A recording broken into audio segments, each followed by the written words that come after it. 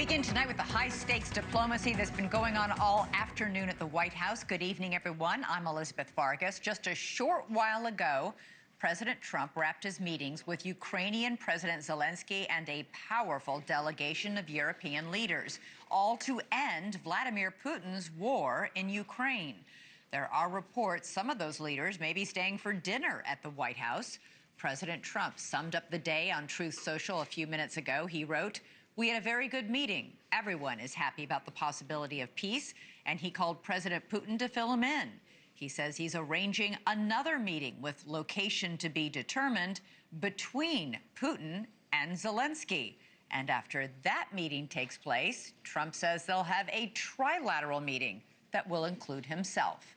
Now, that squad of 7 European leaders flew across the world to be Zelenskyy's backup in an extraordinary sit-down today after Trump's face-to-face with Putin in Alaska on Friday.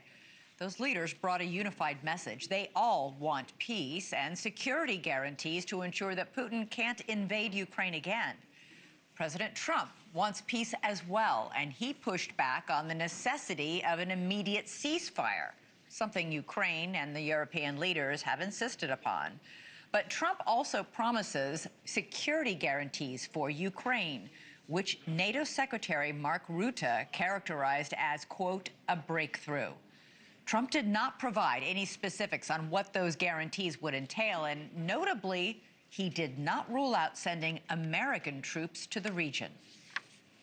President Putin agreed that Russia would accept security guarantees for Ukraine, and this is one of the key points that we need to consider, and we're going to be considering that at the table also, like who will do what, essentially. I think that the European nations are going to take a lot of the burden. We're going to help them, and we're going to make it very secure.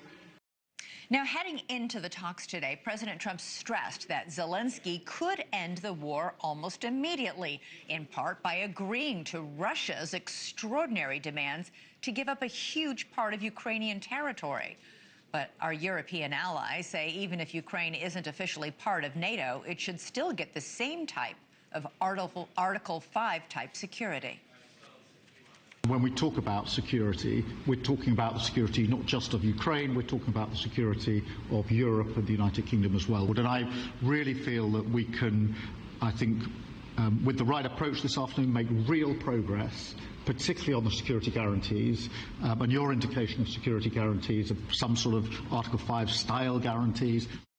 That was Keir Starmer, the leader of Britain. Let's go right now to NewsNation's Kellie Meyer, live for us at the White House. Kellie, this meeting today with Zelenskyy was a stark difference from the last time he visited the White House in February, when he left without a deal and without guarantees that America was behind him.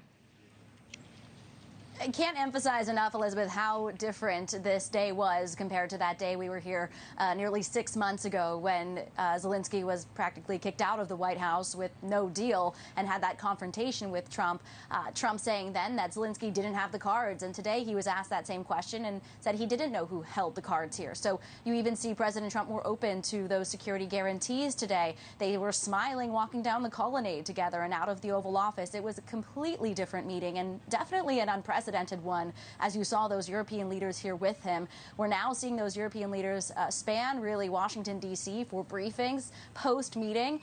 We are hearing of some with the Finnish president, Germany's chancellor, the British prime minister. I know the NATO secretary general is here on the North Lawn, so let me know if you see him pass behind me. We're all trying to find out what we don't know here, and that's exactly what went on in that meeting in the East Room, as well as when they walked over to the Oval Office afterwards. I'm told by a senior White House official that in that Oval Office, that's where President Trump did speak to Russian President Putin. That's something that he said he would do. He would call him after this meeting. I'm told that those European leaders and Zelenskyy were not inside the Oval Office when he was speaking to Putin. They talked for about 40 minutes. You mentioned that there on the True Social post. And the White House really isn't going beyond what Trump said. They are letting him speak for himself on True Social. But the Kremlin is sharing more about the call, saying it was candid and constructive. They said it lasted for about 40 minutes. They talked about more direct negotiations between Ukraine and Russia in the future. And Putin was warmly formally thanking President Trump for both meeting with him in Alaska and continuing this conversation.